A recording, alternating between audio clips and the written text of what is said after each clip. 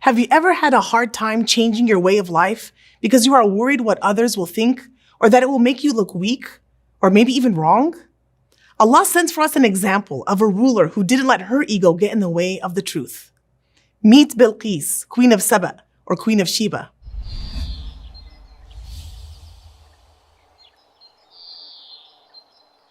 She ruled over a kingdom on the southern Arabian Peninsula in what is now known as Yemen. Bilqis was a rich and powerful queen, yet she and her people worshipped the sun and other idols. Unbeknownst to her, there existed a more powerful ruler, Prophet Sulaiman alayhi salam. And the Qur'an mentions many miracles and blessings that Allah subhanahu wa ta'ala had bestowed upon him.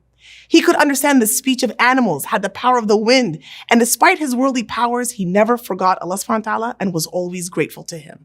Sulaiman alayhi salam had an army of birds, jinn, and humans, and amongst his army was the hoopoe bird, or the hudhud, which one day was absent without his consent, which made Prophet Sulaiman alayhi salam unhappy. The hoopoe bird returned, however, with some exciting news and an explanation.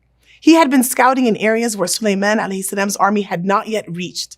The hudhud reported that the kingdom of Sheba was ruled by a queen, and that the people of that kingdom worshipped the sun and other idols. Therefore, Prophet Sulaiman alayhi salam sent the hudhud with a letter to the queen, greeting her and requesting her to submit to Allah subhanahu wa ta'ala. The hudhud flew through the window of her palace, dropped the letter in front of her. And upon receiving the letter, Bilqis consulted with her advisors.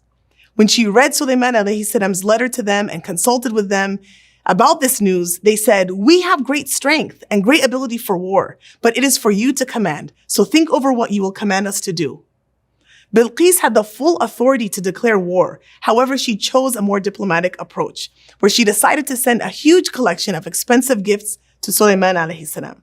Ibn Abbas radiallahu anhu said, she said to her people, "If he accepts the gift, he is a king, so fight him. But if he does not accept it, he is a prophet, so follow him."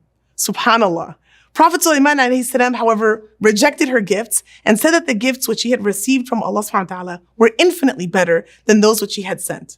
He sent the messengers back with the gifts and had them deliver a new message to Bilqis, that either she submits to Allah subhanahu wa ta'ala or he would send armies which would destroy the whole of Sheba and its people.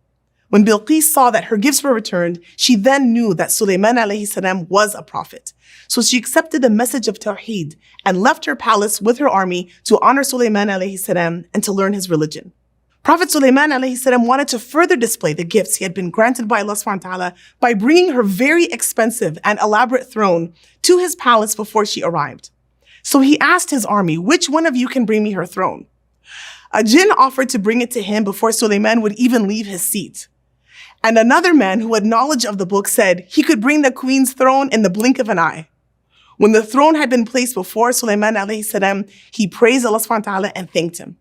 Sulaiman alayhi salam then had the queen's throne disguised so that Bilqis couldn't recognize it right away. When she arrived, she was asked whether it was her own throne, and she said it looked like it. Then as Bilqis was asked to enter the palace, she noticed that the floor was shiny and looked like it was water, so she lifted up her skirt thinking there was a pool of water to walk through. Some of the Mufassirin said that Prophet Sulaiman alayhi salam built a huge palace of glass for Bilqis in order to show her the greatness of his kingdom and power. When she saw for herself what Allah had given him and how majestic his position was, she proclaimed her faith in Allah subhanahu wa ta'ala, to whom she had already submitted to before she even left her kingdom. She said, "Rabbi inni dhalamtu nafsi, wa aslamtu ma'a Sulaymana lillahi rabbil alameen." My Lord, verily I have wronged myself, and I submit together with Sulaiman to Allah subhanahu wa ta'ala, the Lord of all that exists. Bilqis, Queen of Sheba, was a wise ruler. She ruled over a powerful kingdom and had a group of advisors that respected her authority and wisdom. She had everything she could have possibly wanted, but she didn't let that get in the way of her ego when she was invited to the truth by Sulaiman alayhi salam. She could have thought, "I don't want my people to think I'm weak for changing our religion to that of another ruler," but instead she did the right thing. She followed the right path. She didn't fear losing her wealth or power. Instead, she put her faith in Allah subhanahu wa ta'ala by leaving her palace to personally accept the invitation of Prophet Sulaiman in his palace.